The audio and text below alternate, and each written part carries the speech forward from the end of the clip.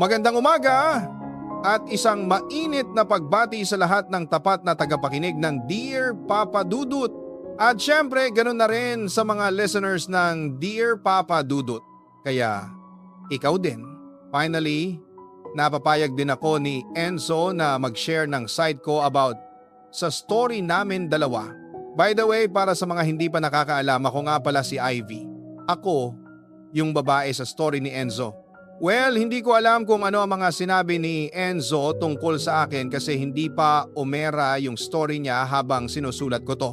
Pero to make it simple, niligawan ako ni Enzo nung nasa college pa lang kami.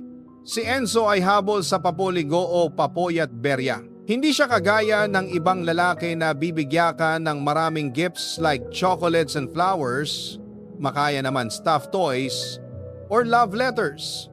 Simple lang si Enzo pero sobrang effective ng diskata niya. Alam niya kung ano ang priority sa pangarap ko sa buhay. Ang sinasamahan niya kung tuparin yung mga yon. Papoy at Berya, isa na siguro sa Enzo sa pinaka-sweet at pinaka-genuine na taong nakilala ko. Hindi siya nahihiyang aminin yung mga bagay na para sa mga kalalakihan ay hindi masyadong nakakapraod. Isang halimbawa ng anon ay ang pagiging inosente niya pagdating sa pandiligaw. Aminado siya na ako ang unang babae nang liligawan niya ng formal, kaya naman hindi niya alam ang mga do's and don'ts. Ngunit hayaan mong sabihin ko sa iyo ang papoy at biya kahit hindi siya magaling sa pandiligaw. Kaya nga kaya niyang mapaibig ang kahit na sinong nililigawan niya sa pamamagitan lamang ng pagiging totoo tungkol sa kanyang sarili at sa kanyang damdamin. Sa panahon ngayon, mahirap ang makahanap ng kagaya ni Enzo na sobrang honest and pure.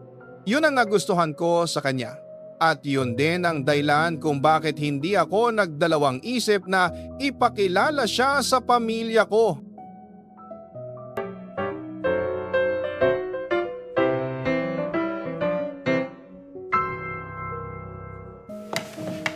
O sige.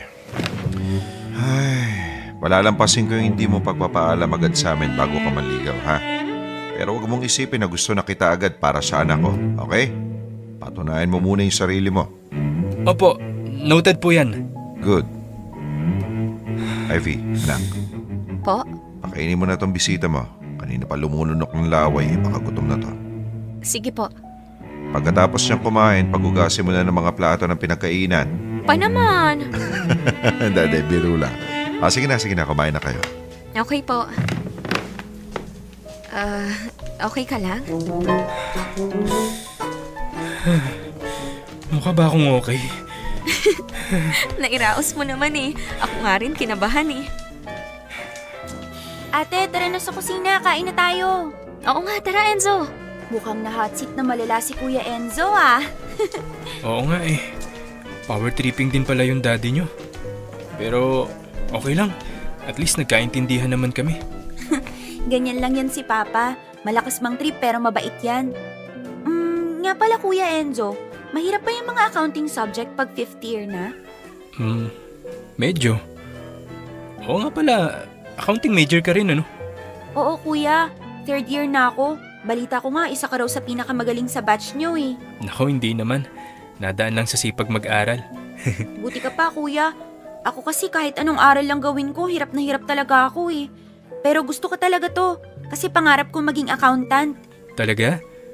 O di sige, kung gusto mo, tutulungan kita sa mga subject mo kung saan ka nahihirapan. We, di nga. Oo, promise. Gusto mo hanggang sa makapasa ka pa sa board exam eh. Yay! May tutulong na rin sa akin na upperclassmen sa wakas. Sabi mo yan, Kuya Enzo ah, hanggang sa makapasa ako sa board exam, ha? Oo, pero unahin ko muna yung sarili ko na makapasa.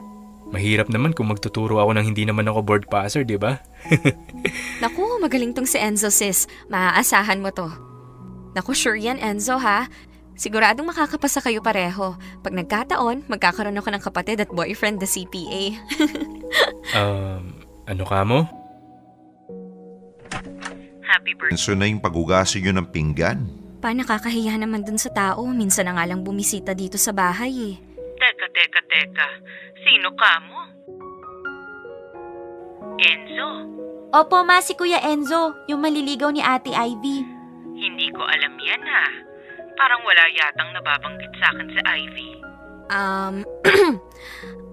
Ano kasi ma, ngayon ko nga sana sasabihin sa inyo kaya pinapunta ko na rin siya kanina dito. Pinakilala ko kay Papa at saka kay Cheche. So tumatanggap ka na pala ng manliligaw.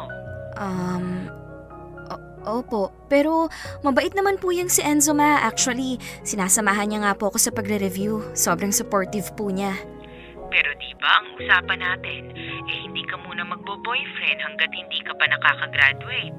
Mahal, kaya mo na yung anak natin. Nagliligawan pa lang naman sila eh. Tsaka sa nakikita ko, mapagkakatiwalaan naman yung Enzo. Kahit na. Oo, sa ngayon nagliligawan pa lang sila. Pero saan ba pupunta yan? Hindi ba doon din? Magiging mag-boyfriend at mag-girlfriend din sila.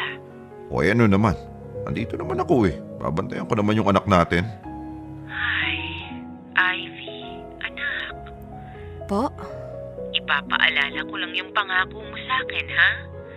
Ang sabi mo, magtatapos ka muna sa pag-aaral at pagkatapos nun, magte-take ka ng board exam at susunod ka rito sa Amerika. Nakalimutan mo na? Hindi ko po nakakalimutan yon. Makakapagtapos po ako ma at makakapasa ako sa board exam. Promise po yan. O sige, papayagan ko yung panliligaw ng Enzo na yan. Basta wag mong kalilimutan yung promise mo sa akin, ha? Opo ma, salamat po. Kumusta grades mo? Okay naman po.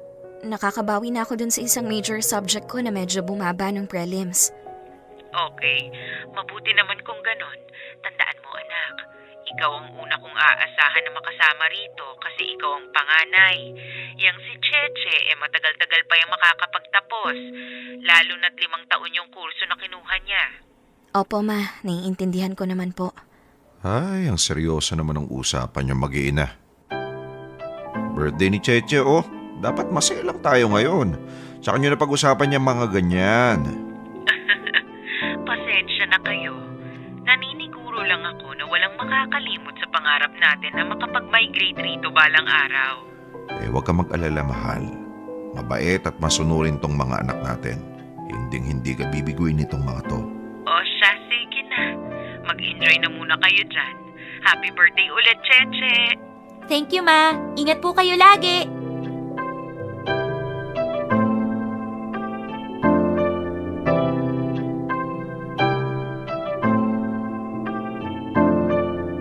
Popoy at Peya, si Enzo ang pinakaunang lalaki na ipinakilala ko sa family ko.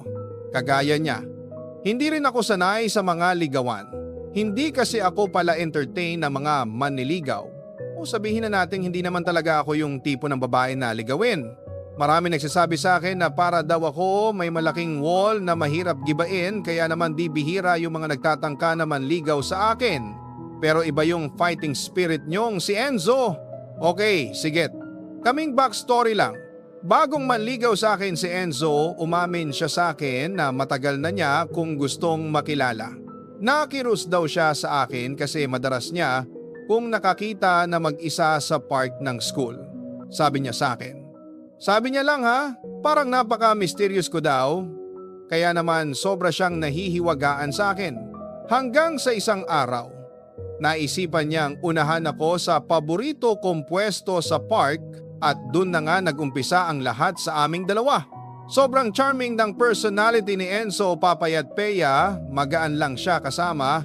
Madalas ang pinag-uusapan namin ay yung mga pangarap namin sa buhay. Minsan naman kung ano-anong jokes ang naiisip niya na may content pick-up lines here and there. Siya yung perfect blend ng pagiging friend at manligaw at the same time. Yung malinaw ang intensyon pero hindi nakaka-pressure. Sa totoo lang, kung hindi ko lang naging problema ang ACADS ko noon, malamang sa malamang ay sinagot ko na si Enzo. At kung nagkataon nga, siya sana ang magiging first boyfriend ko, pero hindi kasi ganun kadali ang sitwasyon ko noon, Papay at Peya. Meron akong binitawang pangako kay mama na magtatapos muna ako sa kolehiyo bago ko pumasok sa isang relationship. Well, kung tutuusin, pwede ko naman pakiusapan si mama na payagan ako mag-boyfriend lalo't may blessing na ako ni papa. Pero sarili ko ng pasya ang unahin ang pag-aaral ko noon. Okay, that's it for today, class. I'll see you next meeting. Don't forget your stimulation outputs, okay?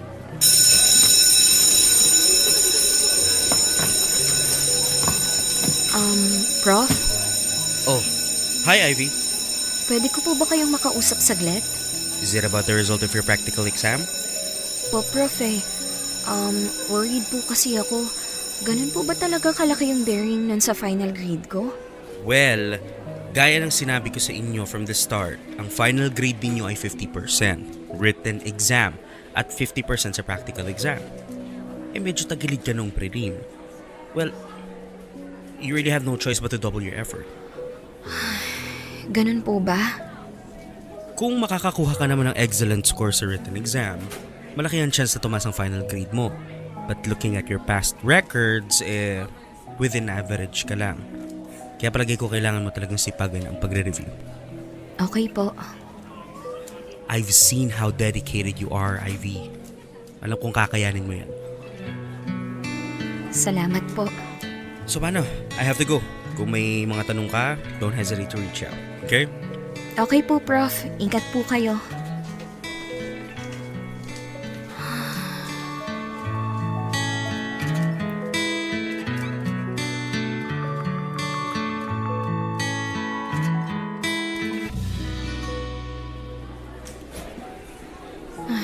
Kailangan ko talagang mag-double time sa pagre-review. Kung hindi, baka hindi ko pa mapataas yung grade ko. Ivy, Uy, Glenn! uwi ka na? Hindi pa. Magre-review muna ako saglit sa park. Okay. Aayain sana kita eh. Ha? Pwede ka bang ayain na magmerienda sa labas? Libre ko. Glenn, pasensya ka na ha. Alam ko matagal mo na akong inaaya na lumabas. Hindi man lang kita napagbigyan kahit isang beses lang. Pero kailangan ko kasi talagang mag-review eh. Ganun ba? Sayang naman. Pasensya ka na talaga ha. Ayos lang. Pero hindi ako magsasawang ayain ka ha. Baka sakaling isang araw mapapayag din kita eh. Tingnan natin. O paano, mauna na ako. See you around. Okay, ingat ka. Hi, Ivy. Enzo! Buti na lang pala dumaan ako dito sa building nyo. Ano, tara? Mag-review na tayo? Sakto. Kailangan ko talaga mag-advance reading ngayon eh. O, di saktong-sakto pala. Oo nga eh. Tara.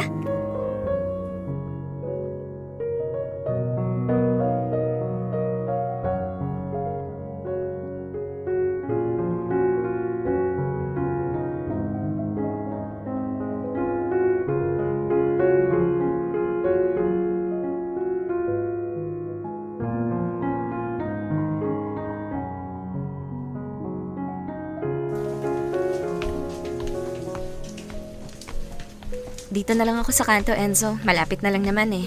Sigurado ka? Ayaw mong samahan kita hanggang sa inyo? Hindi na.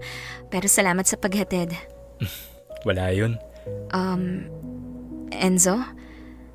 Hmm. Hindi ka ba nagsasawa? Nagsasawa? Saan? Sa akin. Sa paghihintay mo. Palagi mo kasi akong sinasamahan na mag-review. Hindi ka ba nababagot? Ivy, hindi ka naman nakakabagot eh.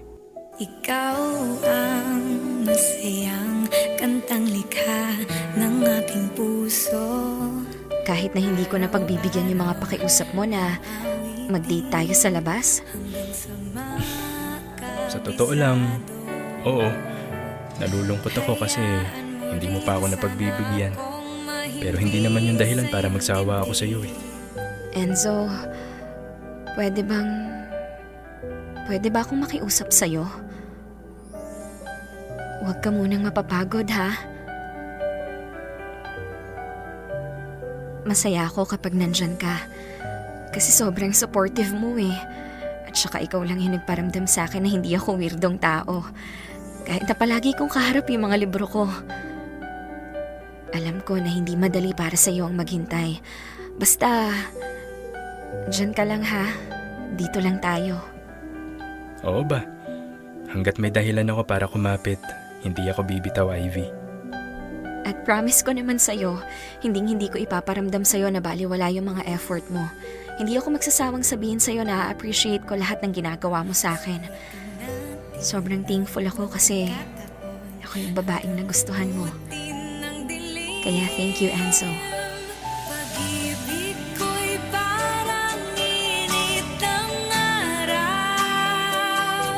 Sapat na ang ikaw hanggang sa mundo ay magunaw. Kay sarap pumikit habang dinig ang iyong tinig. Pakoy at Bea, yes, nag-struggle ako noon sa ACADS ko. Aminin ko sa inyo, hindi kasi ako matalino talaga. Hindi ako Dean's Lister. Wala akong matataas na grades at mas lalo hindi ako napapasama sa honor roll ng bata pa ako. Ako yung tipong katamtaman lang. Yung kakulangan ko sa talino, dinadaan ko na lang sa sipag mag-aral. Nakaligtas lang ako sa paaralan. Kaya naman, nung nag-nursing ako, katakot-takot na hirapang pinagdaanan ko, hindi ko maiwasang maingit sa mga kaklasiko na effortless ko mag-memorize ng medical terms. So ang ginagawa ko, mas sinisipagan ko pa yung pag-review. Okay lang naman kasi sa akin kung hindi ako mapasama sa mga pinakamatataas na grades noon. Pero kung hindi ko gagalingan, malaki ang tsansa na hindi ko matapos ang kursong pinili ko. O kaya naman baka hindi ko matupad ang isa sa mga pangako ko sa mga magulang ko, ang makapasa ko sa board exam. Pupit Bea, isang bagay ang medyo hindi ko inasahan na makakapit ko pala ang sobrang pag-review ko sa pandiligaw ni Enzo. Actually, hindi ko rin alam kung ano nangyari sa kanya noon, pero pakiramdam ko, bigla na lang siyang nagbago. Napadalas yung pag-invite niya sa akin sa na mag-date kami sa labas. Hindi ko naman siya mapagbigyan kasi busy ako sa pag-review. Minsan naman masyado siyang nagiging pushy sa pandiligaw. Sinusubukan niyang hawakan ang mga kamay ko, which is something na hindi pa ako masyado ang komportable. May mga pagkakataon din na masyado siyang dumidikit sa akin. To the point na feeling ko na i-invade na niya yung personal space ko. Ang sarap panoorin ng ulan, no?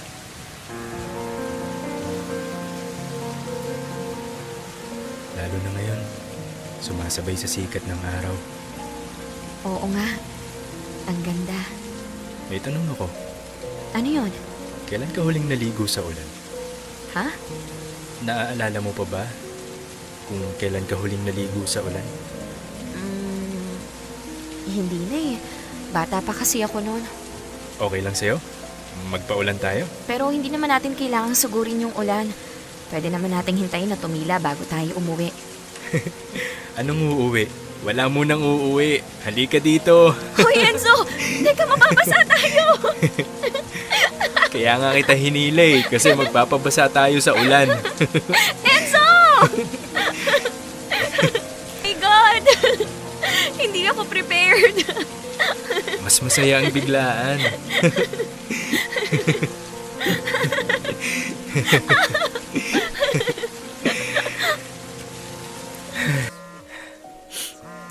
Ay hala, nasa bulsa ko pa pala yung cellphone ko. Naku, basang-basa na siguro to. Wait, si Papa tumatawag. Sagutin ko lang to, Enzo, ha? Wait lang.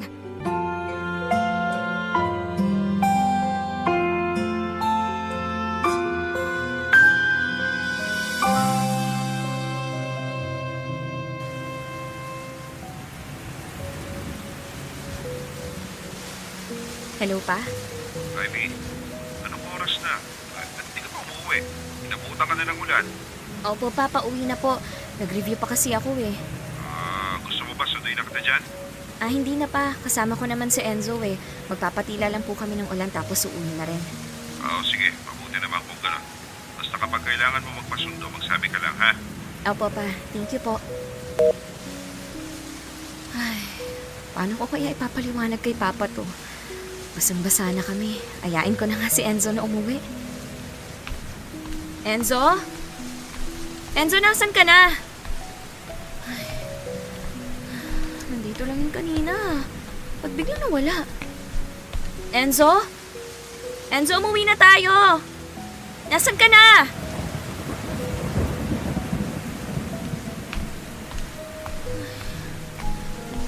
Enzo? Kinakabahan na ako. Walang ibang tao dito eh. Enzo? Enzo? Hindi ako mangungulit o manggugulo. Thank you, Glenn, ha? Kaya lang, may hinihintay kasi ako eh. Ah, ganun ba? Si Enzo ba? Oo eh. I knew it. Maybe some other time na lang? Yes, sorry. Hintay eh. Kasi baka sakaling magbago pa yung isip niya. Pero hanggang kailan? Ha? Hanggang kailan mo kayang maghintay? Ate, kahit hindi mo sabihin sa akin, alam kong gusto mo na si Kuya Enzo. Hindi mo naman tatanggihan yung ibang gustong manligaw sa'yo kung hindi mo pa siya gusto eh. At madalas, diyan nasasaktan ng tao. Yung tipong gustong gusto mo na siya, tapos dun pa siya mawawala. May mga nalalaman ka ng ganyan ngayon, ha?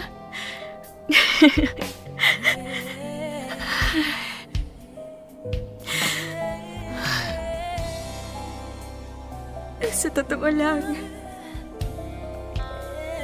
tama ka. Ayoko sanang maputol lang ganun na lang yung meron kami ni Enzo. Nung unang beses na sinabi sa akin ni Enzo yung mga salitang I love you, aminin ko, kinilig ako. Sobrang perfect ng moment na yon sa totoo lang. Hindi ko na maalala lahat ng detalye ng araw na yon pero hindi ko makakalimutan yung feeling, yung saya, pati na rin yung kaba. Oo, Papoy at Bea, kinabahan ako kasi hindi ko pa alam ang isasagot ko sa kanya. Or siguro mas magandang sabihin na alam ko naman talaga kung ano ang gusto ko ang isagot, na mahal ko na rin siya pero hindi pa pwede. Hindi ko pa alam kung kaya ko nang pumasok sa isang relationship. Alam ko kasing yon ang inaasahang mangyari ni Enzo. Ramdam ko sa mga kilos niya, sa mga sinasabi niya, sa mga pangungulit niya. Ramdam ko ang gusto niya kung maging girlfriend. Pero hindi ko pa siya mapagbibigyan. Papoy at Bea, sumilong lang ako ng panandalian para sagutin ang tawag ni Papa pero nang balikan ko si Enzo, wala na siya. Iniwan niya ako ng walang pasabi. Mag-isa sa ulan, masambasa at binabalot ng kaba. Kinakabahan ako hindi lang dahil wala ng ibang tao noon sa kinaroroonan ko. Kung ni dahil pakiramdam ko, hindi na ulit magpapakita sa aking si Enzo. And true enough, hindi siya nagpakita sa akin ng inang araw. Silabukan kong maghintay sa muli niyang ang pagpaparamdam. Gustong gusto ko siyang tanungin o kumustahan pero pinigilan ko ang sarili ko. Paglalagay ng ko kasi gumawa na siya ng desisyon. Natitigilan na niya yung panliligaw niya sa akin. And knowing Enzo, makapag nagpakita ako ulit sa kanya, ibigla pang magbago ang isip niya sa labas dito. Ayokong mangyari yon, Papoy at Bea. Kapag nag-decide ng isang tao, ayoko nang gumawa ng isang bagay na makakaapekto sa desisyon niya. Lalo na nga kung ang desisyon na yon ay layuan ako, Papoy at Bea. Magsisinungaling ako kung sasabihin kong hindi sumama ang loob ko kay Enzo nung bigla na lang siyang nawala. Actually, sobrang sama ng loob ko noon. Gusto ko siyang kumprontahin at sigawan. Gusto ko siyang tanungin kung bagay. Gusto kong sabihin sa kanya kung gaano ko nasaktan sa ginawa niya. Pero hindi ko kaya. Mahina ang loob ko pagdating sa mga ganyang bagay. Hindi ako sanay sa mga komprontasyon. Madali kasi ako masaktan. At ayoko nila. Kaya ang resulta, natapos ang lahat sa amin ni Enzo nang hindi man lang namin napag-uusapan. Hindi ko man lang naitanong sa kanya kung ano ang nagawa ko para tumigil siya sa pandiligaw. At hindi ko man lang nasabi sa kanya na may sagot naman talaga ako sa pandiligaw. At hindi ko man lang nasabi sa kanya na may sagot naman talaga ako sa I love you niya. Hindi nga lang talaga ako handa. Tumagal na ilang linggo ang hindi namin pagkikibuan ni Enzo Papuya Peya. Sobar man ako nasaktan. Wala naman ako magawa. Alangan naman pilitin ko siyang ituloy ang pandiligaw niya sa akin, di ba? Magiging unfair naman ako noon kung gagawin ko yon. Bakit ko siya paghihintayin sa isang sagot na hindi ko pa kayan ipiday? Ang ginawa ko na lang noon ay mas nan-focus ako sa studies ko. Nakabawi ako sa mga subjects ko noon na alanganin. Unti-unti, nakakalimutan ko na rin yung sakit na dulot ng pag-iwan ni Enzo nang walang paalam. Pero dahil nasa isang school na kami, hindi mawawala ang mga pagkakataon na magko-cruise ang landas namin dalawa.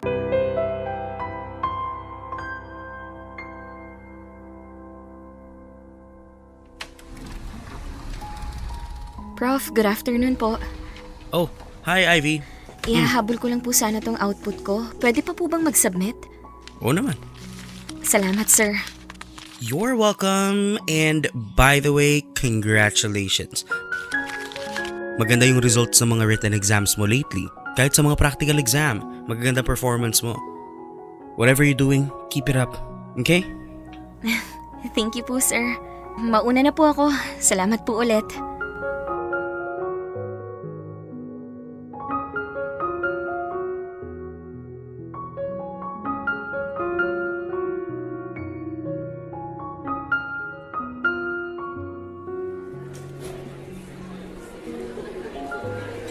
Nasaan na kaya si Cheche? Sabi niya sabay kaming uuwi eh. Ate! Ate, dito! Tara dito! Ayun! Ano ginagawa mo dito sa kantin? Ba't dito ka nakatambay? Nagpaturo kasi ako kay Kuya Enzo dito sa isang major subject ko. Ano? Sabi ko, nagpaturo ako sa isa kong major subject. Oo nga, sabi mo nga. Pero kanino nga ulit? Kanino ka nagpaturo? Kay Kuya Enzo. Pache, ito na yung lumang activity sheet ko dati. Ipapahiram ko muna sa'yo. For sure makakatulong to sa... Ivy? Hi. Sorry, hindi ko alam na nagre-review pala kayo. Hindi. Okay lang. Actually, tapos na rin naman kami. Thank you, Kuya Enzo. Wait lang ha. Bibili lang pala ako ng blankong columnar. Kailangan ko na rin eh. Ate, wait mo ako ha. Sabi na tayong umuwi. Sige, sige.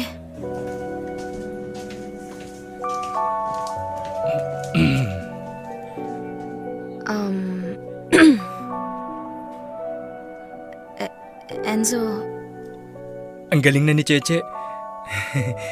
Ang laki ng improvement niya mula nung una ko siyang tinuruan. good. Mabuti naman. Enzo, yung sa ating Naku, sorry Ivy. Nagte-text na yata si Bernard. May lakad kasi kami ngayon eh. ganun ba? Pakisabi na lang kay Cheche na una na ako ha. Bye. Ingat kayo sa pag-uwi.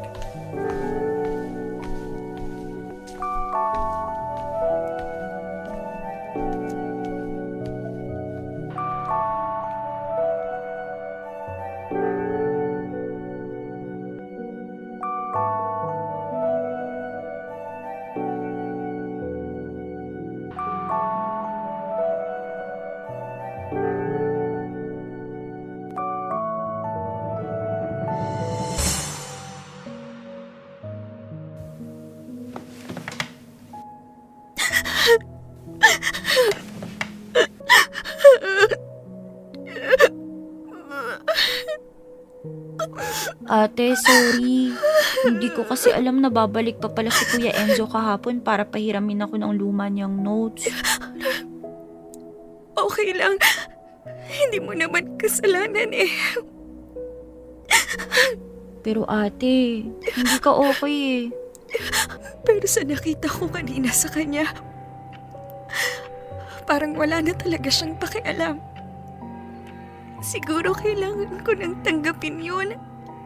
Yung biglang pagkawala niya. Yung hindi niya pagpaparamdam. Lahat yun ginusto niya. Ang sakit, Che. Ang sakit maiwan na lang ng basta-basta. Maraming tanong. Maraming bakit. Totoo pala yung nararamdaman ng iba, no? Kapag nasaktan ka na, hilingin mo na lang na sana hindi mo na lang nakilala yung taong nanakit sa'yo.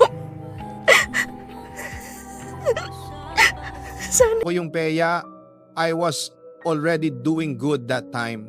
O baka akala ko ako, maganda na kasi yung performance ko noon sa school. Nakatanggap pa nga ako ng compliment mula sa mga professors ko. At sa isang iglap, binigyan ko ako ng isang starter na paniniwala. Na tama ang ginagawa ko. Hanggang sa nakita ko ulit si Enzo. Naalala ko ulit yung sakit. Hindi. Sa totoo lang ang sakit, mas lalo kong the butt hurts sa idea na sobrang kaswal niya sa lahat ng nangyari. Na parang wala lang sa kanyang lahat. Parang hindi talaga siya nagmamalasakit. Ganon yung naging dating sa akin noon po yung Peya. Sa aming dalawa parang ako lang yung interesadong malaman kung ano nga ba talaga ang nangyari at bakit huwantong kami sa ganon. At si Enzo parang walang pakialam. Pupo yung Peya nang hinayang ako. Ang ganda ng simula namin ni Enzo Pero kung ano, ikinaganda ng naging simula namin, hasya na may kinapangit ng ending namin. Well, at least may pakonsuelo naman kasi tinapad niya yung pangako niya kay Cheche. Ngunit yun lang, sinusubukan lang niya siya ay nananatiling tapat sa kanyang mga salita. Wala na siyang business sa akin. Wala na itong kinalaman sa akin. Nandoon lang siya para kay Cheche. Nasa isang tekstong nagtapos. After noon, hindi na siya nagparamdam. Nawala siya ng 2 taon. Wala panganganggusta, wala malita, wala kahit ano. Naging mas madali yung paglimot ko sa kanya. Ang tanging alam ko na lang tungkulo sa kanya noon is nakapasa siya sa CPA license or exam. At kapag ito ay turn ni Cheche upang maghanda para sa board exam, nandoon si Enzo upang matupad muli ang kanyang pangako. Hanggang sa nakapasa na nga ang kapatid ko.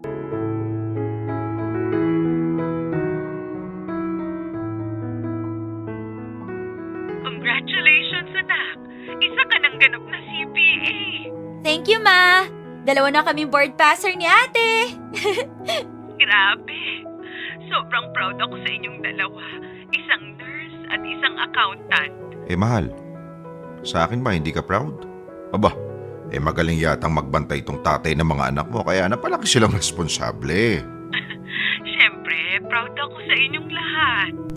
Ma, kapag naayos na ni Cheche yung CPA license niya, umpisahan ko nang asikasuhin yung pagpunta ko dyan. Ay, saktong-sakto, anak. Kasi yung amo ko, may family friend sila na doktor. Pwedeng-pwede ka raw niyang tulungan na makahanap ng trabaho rito. Talaga po? Sige ma, baka sakaling mas mapadali yung paghahanap ko ng work dyan. Oo, anak. Mas maganda yung ganun kasi may chance pa na sagutin ng magiging employer mo yung plane ticket mo. Teka. Bakit ba yan agad ang pinag-uusapan nyo? Nakapasa pa lang ng board exam ni Cheche, iiwan mo na kami agad, Ivy? Hindi naman agad-agad pa. Marami pa nga ayusin kaya matatagalan pa yon. Oo nga, pero hindi ba pwedeng unahin muna natin yung mag-celebrate? Oo nga naman. May punto ang papa nyo. Mag-celebrate kayo dyan. Kahit konting handaan lang. Ay, grabe no? Parang kailan lang nung pinagplanuhan namin ng papa nyo ang tungkol sa pag-a-abroad ko. Ngayon, tingnan nyo naman. Graduate na kayong magkakapatid at pareho kayong board passer. Konti na lang ma, matutupad na yung pangarap natin. Konting panahon na lang, makakasunod na rin kami dyan sa inyo. Makukumpleto na ulit tayo. At hinding-hindi na tayo ulit magkakahiwalay. O siya, sige na. Ibababa ko na to at baka magkaiyakan pa tayo rito nang wala sa oras. Mag-iingat kayo dyan. Kayo din po, Ma. Miss na namin kayo. Miss ko na rin kayo. O sige na, bye-bye na. Bye po! Oh, paano ba yan? Maganda daw tayo, sabi ni Mama. E di masusubok na naman yung cooking skills ko niyan. Oo nga. Nga pala, ikaw ba, Che, binalita mo na ba kay Enzo na nakapasa ka sa board exam? Ay, oo nga pala. Naku, dapat isa sa mga una mong sinasabihan ng achievements mo ay yung mga taong tumulong sa'yo. Hindi ko naman nakalimutan yon, Pa. Talagang inuna ko lang tawagan si Mama. Okay, sige na. Tawagan mo na at papuntay mo dito sa Makalawa. Kasama natin siya sa pagsiselebrate, okay? Okay po.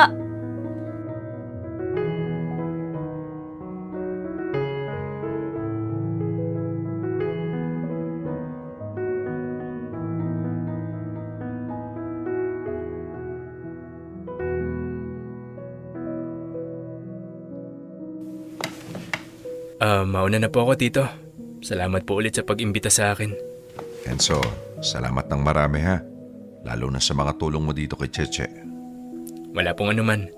Kuya Enzo, samahan ka na daw ni ate hanggang sa gate. Ha? Wala akong sinabi, ha? Sige na ate, samahan mo na. Para maituloy nyo na yung pag-uusap nyo kanina. Pag-uusap? O ano yun? Ano meron? Pa, hayaan mo na silang mag-usap. Matulog na kayo. Hindi nakakabuti sa edad nyo yung pagpupuyat. Aba,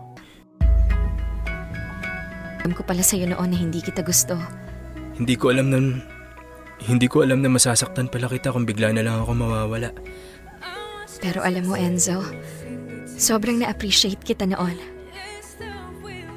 Ikaw lang yung nakatsaga na samahan ako sa pagre-review ko. At hindi ka lang nagtsaga. Naramdaman ko talaga noon na masaya ka kasi kasama mo ako. At totoo yun, Ivy. Lahat ng ipinakita ko sa'yo noon, lahat ng ipinaramdam ko sa'yo, lahat totoo. Pero napagod ka. Natakot ako. Natakot saan? Natakot akong sumugal. Natakot akong matalo.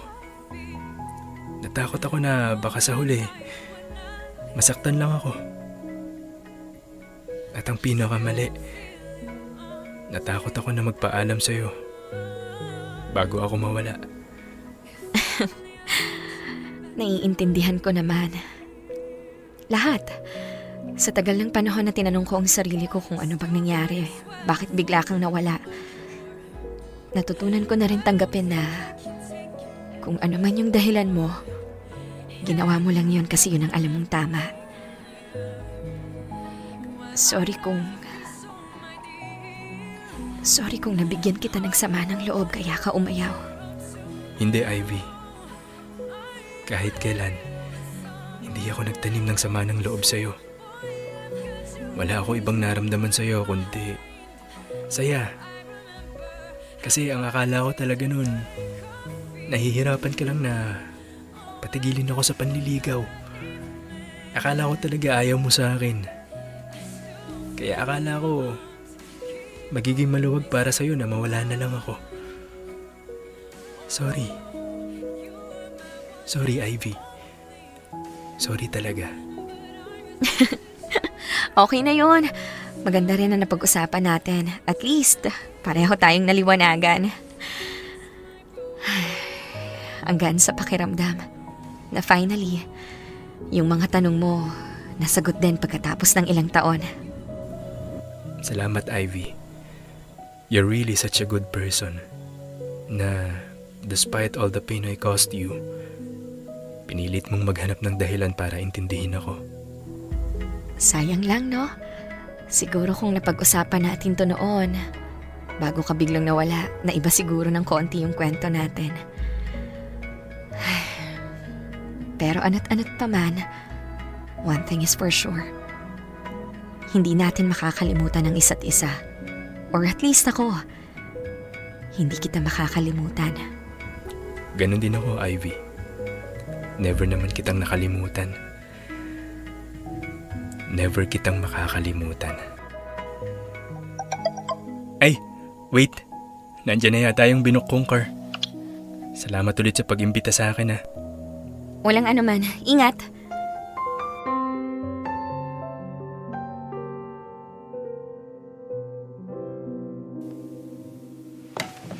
Eh di okay. Masaya ako ate. Kahit papano, napag-usapan nyo na yung nangyari sa inyo. Medyo late nga lang, pero at least, di ba? Oo nga eh. Ay, ang sarap sa feeling. Para akong nabunutan ng... Yun na sigurong pinakamagandang regalo na natanggap ko sa buong buhay ko, ang magkaroon na kasagutan yung mga tanong na gumulo sa isip ko ng mahabang panahon. Sa totoo lang, nakalimutan ko naman na talaga ang lahat ng sama ng loob ko noon kay Enzo. Pero nung na-bring up ulit siya, nang hindi inaasahan, parang naging sunod-sunod ang pagdating ng mga sagot. Alam niyo yung pakiramdam na nasanay kang tumira sa isang lugar na matagal nang brown out. And then all of a sudden, biglang nagkaroon ng kuryente. Yung isang umiilaw ulit ang mga bumbilya, yung tiyunting nagkakaroon ng liwanag. Parang gano'n ang feeling, sobrang nakaka-relieve, nakakagahan ng pakiramdam. Papayat Beye, iyon ay isang mapait na matamis na sandali kasi nalaman ko na mali naman pala ako ng akala. Hindi naman pala totoo nang walang pakialam si Enzo. Sa katunayan, nasasaktan din siya. And kahit papaano, nakakaramdam rin ako ng guilt after knowing na iparamdam ko pala kay Enzo na hindi ko siya gusto. Taliwas yun sa pangako ko sa kanya na hindi ko ipaparamdam sa kanya na bali wala yung mga effort niya, na lagi ko siyang pinapahalagahan. Pero nangyari na ang nangyari, all we can do is learn from it. Kaya't kapag oras na upang magpaalam, gayon din kapag oras na upang magpaalam, hindi na ulit namin yon ipagkakaed sa isa-isa. O ate, ito na yung request ni mama na cologne. Huwag mong kakalimutan ha. Wala daw ganyan doon eh. Ay, oo nga pala.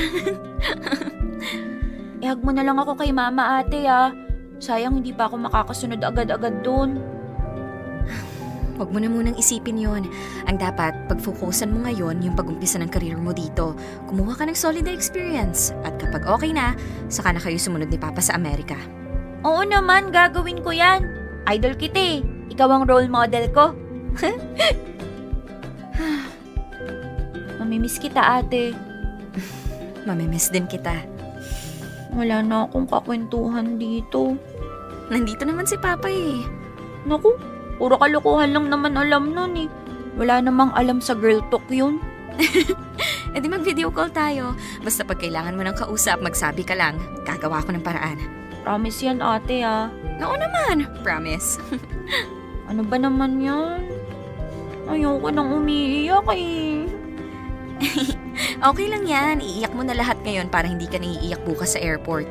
Ayoko ng ganon ha. Sabihin mo yan sa sarili mo. Baka mamaya ikaw ang umuwa bukas. Ah, talaga lang ha? Tignan natin.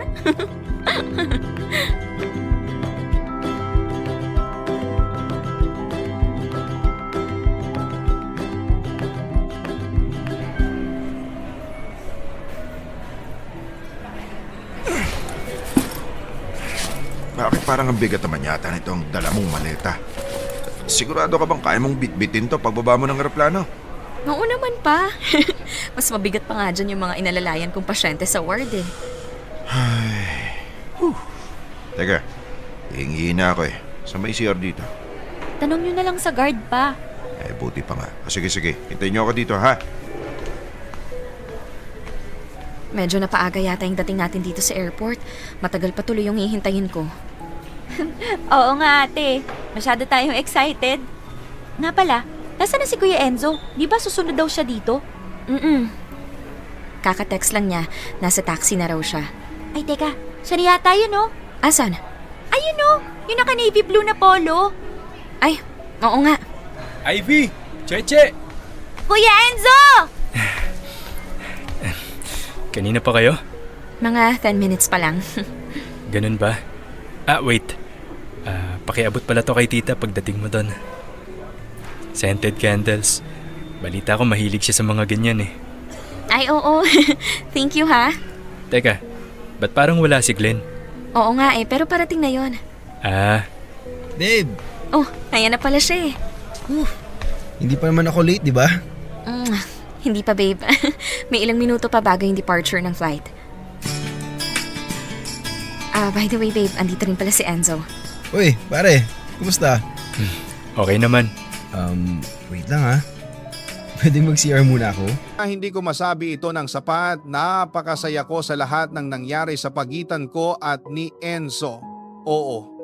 Hindi kami nagtapos bilang mga mahilig ngunit hindi bababa sa kami ay magkaibigan. Wala nang tinatagong sama ng loob, wala nang issues na hindi na pag-uusapan. Medyo nakakapanghinayang kasi kung naging matapang lang sana kami para pag-uusapan itinoon. Baka naiba ng konti ang kwento na share namin sa inyo ngayon. Baragayas yun talaga ang role namin sa buhay ng isa't isa. Ang mag-iwan ng aral, hindi lang sa amin, kundi pati na rin sa mga listeners ninyo. By the way, nalala niyo po ba si Glenn? Yung makulit naman ligo ko sa umpisaan itong kwento ko. Well, boyfriend ko na siya ngayon at sabay kami nag-uumpisaan ng panibagong career dito sa Amerika. Pinili ko si Glenn dahil never niya akong iniwan. Sa totoo lang, kung ginawa ko si Enzo na walang halaga sa ilang mga punto, mas malala yung kay Glenn dahil hindi ko na siya binigyan ng anumang pansin mula pa noon. Pero never siyang sumuko. Mula na nag-aaral kami hanggang sa makagraduate, never umalis si Glenn sa tabi ko. And now, kami na palagay ang magkasama. Ito ay isang mahabang pagsakay, Papoy at Bea. At ito ay isang pagsakay na nagkakahalaga ng pagbabahagi sa mga tao na mahalaga at sa inyong lahat. Sana nag-usitohan ninyo itong kwento namin. I'm sure your listeners will learn a thing or two. Hanggang dito na lang and shoutout nga pala sa lahat ng Filipino nurses and frontliners dito sa Amerika. I wish for healing para sa ating lahat at sa buong mundo. Lobos, hinalo, ayon,